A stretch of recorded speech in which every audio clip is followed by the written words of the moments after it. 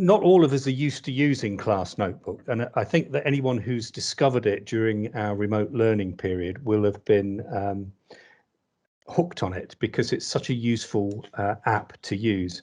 I like it because it keeps navigation much easier for pupils. So this point here about a master document, instead of having 30 sheets, scattered all over the various cloud storage that you're using, you can have everything embedded in a single OneNote class notebook. So the children have all their work in one place, makes it much easier for them to navigate and find their work.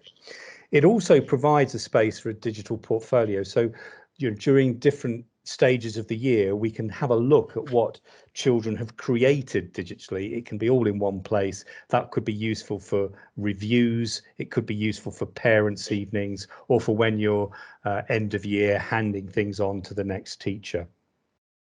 What I also like about Class Notebook is it is a way of handing out digital work.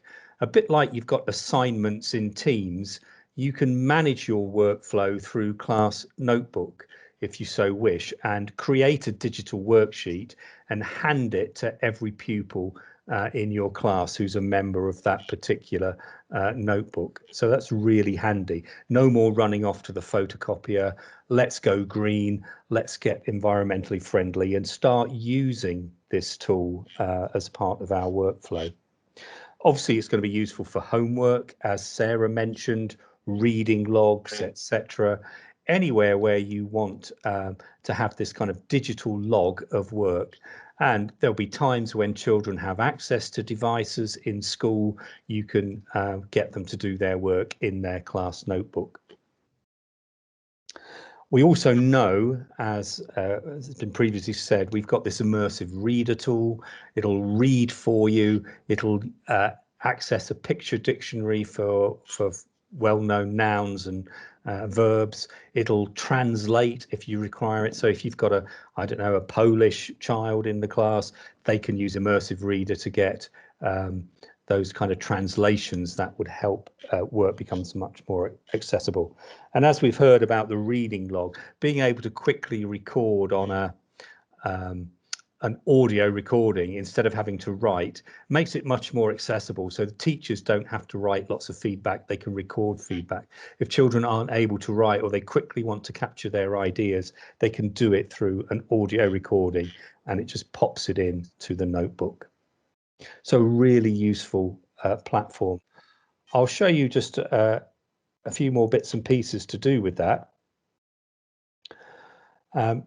We can see that Class Notebook is made up of these various sections, and it's just worth understanding what these sections are. So everybody can access a collaboration space if you choose to make that available. You can turn it off, but it means you could have a word bank where all the children are putting forward their ideas for poetry, or maybe it's just where they can help each other solve problems. We also get a content library where pupils have only read-only access. So if you've got a master sheet that you want them to be able to read but not edit, then it can go in the collaboration space. We also have a teacher-only area. That's pretty useful for where teachers are working on something and they don't want the children to access it. So it could be some worksheets, the spellings for next week that you're working on, a co-teacher where you want to compare notes. So that's a teacher only section. And then we have the pupil sections where you can have as many of these subsections as you like. So you can do the organization and management for them. You can create a coherent structure across all the different pupils' pages. And that way it's much easier, as I said, for them to navigate and find their various bits of work. Now, you may have seen that in a class team, you have a tab called Class Notebook. So whenever you create a class team, it's partially provisions a class notebook. And if you click on that tab, it'll just confirm that you do want to create the notebook, and it will populate it with all the members from your class team. So you don't have to go and find them all. It'll automatically know who they are, and it'll populate the class team with all the members. And if you do create a class notebook from your class team, then you'll be able to use that in assignments as well. So rather than just put a worksheet on there, you can make it a page from their class notebook. However, as this slide shows, you can use class notebook without using class teams. Not everybody has got class teams set up. So you may just want, I want a notebook, but I don't want a team. Well, you can do that as well. So you can create a class notebook using the class notebook app, go through all the steps, set who is a member of the class, and then which sections you want. So you could say, if you've got a specialist subject like music, you might want that outside of your class team, or you may have, you know, computing taught by somebody else. They could create a class notebook for their subject if that's how you want to organize things. So this is what it looks like for the teacher. Remember, they can see all the different pupil sections. So at a glance, you've got all the pupil work in one document, nice and easy. Yeah, and then I can see the pupil view. Notice they only see their own work. They see the community spaces like collaboration space, like content library.